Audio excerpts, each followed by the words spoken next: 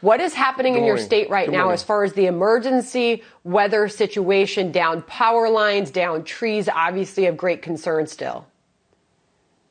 A devastating impact in my state. In Seneca County, we've lost at least one life.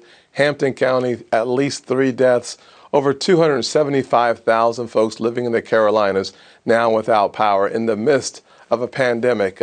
Our spirits are still high, but there's no question that the overnight storms and the early morning storms are wreaking havoc throughout my great state. It's tough to see. Senator, what more is being done right now, considering this weather has not completely passed yet and more may be on the way? What more is your state doing right now? The good news is the governor is rallying the troops. We have a strong emergency response. We have, over the last several years, had a number of hurricane warnings, so our emergency operations center is strong. The challenge, of course, is when you have so many folks at home, because of the social distancing and the protocols, you have more people at risk in many ways.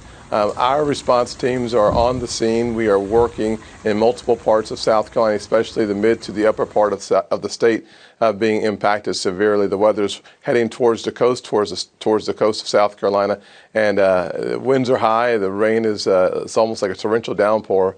It's hard to watch as we have so many folks nervous and isolated. It's really important for you to call your loved ones, to stay in close contact, and more help is coming. South Carolina declaring another state of emergency, first due to the pandemic that we continue to face as a country. When you look at South Carolina, your residents there, you look across the country, Senator, what more needs to be done to help out people, help out businesses, both on the medical side and on the stimulus side, considering our economy is taking such a brutal hit?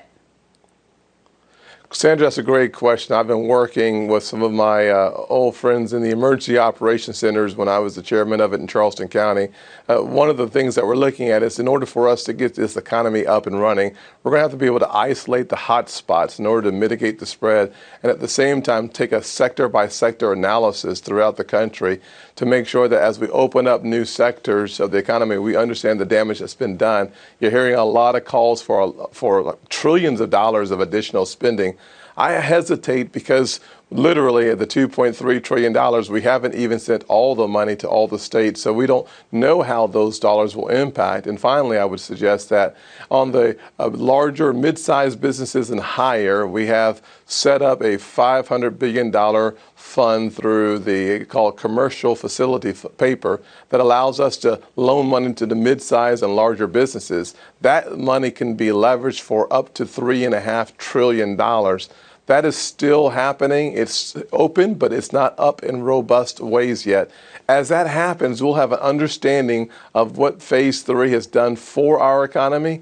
And until then, it's a little premature for us to say we need another $2 trillion or $3 trillion. What we do know from a surgical perspective is the small business resourcing has been very effective. Somewhere near 200,000, $182 billion going to 700,000 businesses have started to help people stay connected to their paychecks. That's a really good thing. The Democrats, unfortunately, blocked another $250 billion.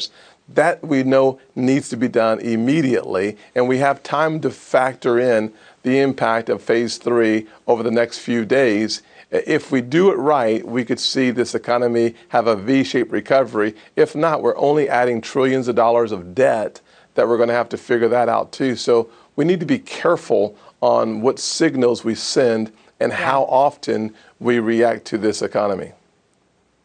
Well, some of your Democratic colleagues looking to get things done on both fronts. They say that we can get something done in the coming days as far as more help for the hospitals and more help for the individuals and the small businesses.